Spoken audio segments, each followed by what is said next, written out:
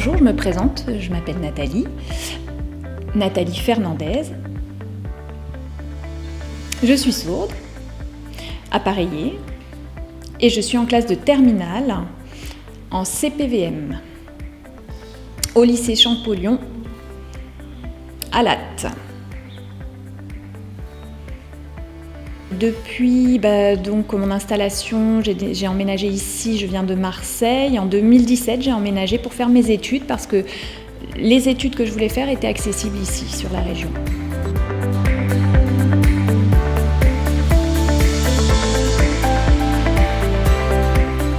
Oui, alors quand j'ai commencé, j'étais petite et je dessinais tous les matins à la maison. Et je voyais beaucoup d'affiches, de dessins, j'allais voir des expositions, etc. Et j'ai grandi, j'ai continué à dessiner, je suis allée à l'école et là j'étais intégrée dans des classes et avec des sourds et j'ai vu qu'il y avait une sourde qui avait été extrêmement forte en dessin et qui m'a drôlement inspirée. J'ai eu envie de continuer dans ce domaine. Et donc je me suis inspirée en effet de plusieurs auteurs, plusieurs BD. J'ai commencé à avoir envie de m'exprimer, d'avoir mon propre style. Et puis en effet, je me suis inspirée de deux artistes particulièrement. Viviane Medrano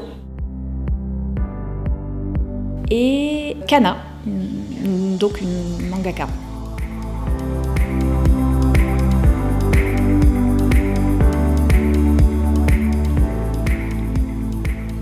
Alors le stage, en effet, m'a permis de participer à 3 événements de communication. La fête de la BD, la fête de la musique et la fête de la Saint-Jean.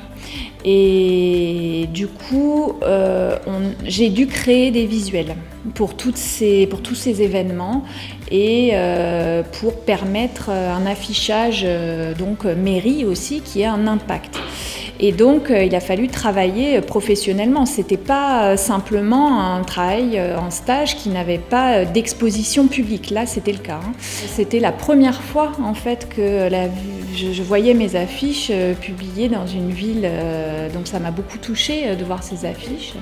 Et j'ai senti que mon travail était vraiment valorisé à travers ce travail-là.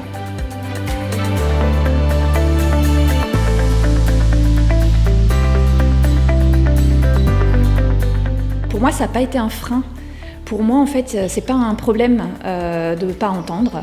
Il faut pouvoir s'exprimer. On peut s'exprimer par différents modes de communication et le dessin en est un. Et justement, on a pu le voir au stage à la mairie. Pour moi, c'est facile en fait. C'est vrai que je peux être réservée et timide, mais quand je connais les équipes, j'arrive facilement à trouver des stratégies de communication et c'est très positif.